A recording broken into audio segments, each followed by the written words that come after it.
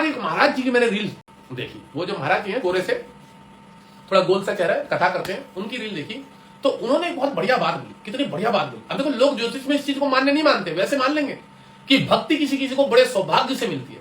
दो ही कारण से भक्ति मिलती है, उन्होंने बात बोली, दो ही कारण से। अब उन्होंने कारण बताया तो मैं सुन रहा आराम से, तसल्ली से रील थी, तो मैंने कहा देखो कौन सा कारण बताया।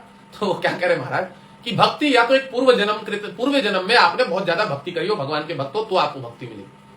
ठीक है, पूर्व जन्म या आपके पिछले जन्म में अगर आपने कोई बहुत ज्यादा भक्ति करी है तो आपको भक्ति मिलेगी।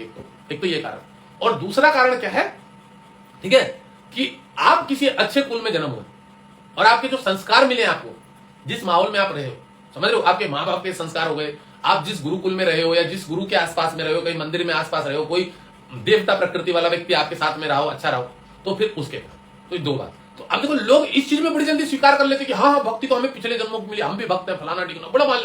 अब वही उसको अगर संचित कर्म और प्रारब्ध कर्म, अरे ये सब कुछ नहीं होता, अरे बहुत ठीक है, चुती है पट्टे, फिर गाली निकलती है, गाली भी लॉजिक पे निकलती है। मेरे को फिर पंडित बोलते हैं बहुत सारे एस्ट्रोलॉजर जो बने हुए फिर रहे हैं के अंग्रेजी वाले थोड़े से दो चार, अरे ये सब पूर्व जन्मकृत कुछ नहीं था। बेटी चौथ पूर्व जन्मकृत कुछ नहीं होता था, तू काला क्यों पैदा हुआ, तू काला क्यों पैदा हुआ ये समझा दे मुझे, इतना ही लॉजिक समझा दे। तू सांवला क्यों हुआ, तू क्यों अमीर पे घर में पैदा नहीं हुआ, चूतिया कहीं के। मतलब लॉजिक भी देखो, कहीं तो फिट कर देते हैं लॉजिक को, धर्म को, शास्त्र को, कहीं अपने फिरते साइंस से सब कुछ है ये सब